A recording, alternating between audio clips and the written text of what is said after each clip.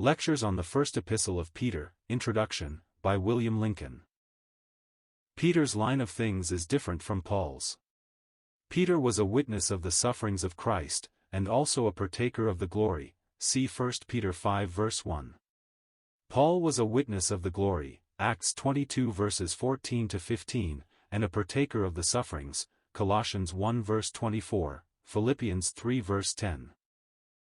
Paul's theme is the heavenlies, Peter's theme the wilderness. In the Epistle to the Ephesians, believers are seen as already in the heavenlies, they're blessed with all spiritual blessings. In the first epistle of Peter, they are viewed as in the wilderness, strangers and pilgrims, and here also we learn how God is leading his people safely home. Peter wrote to the saints in those countries where Paul most labored, see chap 1:1, and in the closing words of his second epistle, he speaks of Paul as his beloved brother, 2 Peter 3 verses 15 to 16, and claims for his writings the authority of Scripture. There is no contention between them, no contradiction in their writings. One Spirit guided and inspired both, and we need both equally.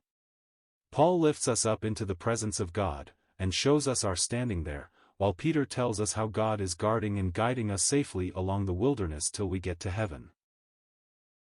There are three great lines of truth in God's Word, especially in the New Testament. 1. Christ truth. This, John, who leaned on Jesus' bosom, has been chosen specially to unfold in his Gospel and his epistles. 2. Church truth. This, Paul, who had seen a glorified Christ in heaven, but not a suffering Christ on the cross, has been specially called to bear witness of, and to minister, Acts 22 verse 15, Ephesians 3 verses 5 to 7. 3. Kingdom truth. This is what Peter, James, and Jude specially write of. These several lines of truth correspond with the service of the three families of Levites, who carried the tabernacle through the wilderness. Merari, which means bitterness, carried the boards, the bars, the sockets, types of the person of Christ.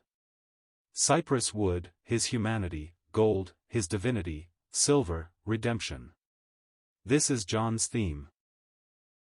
Kohath, which signifies an assembly, carried the holy vessels of the tabernacle, which correspond with Pauline, or church truth. Gershon, a stranger there, carried the curtains and the cords.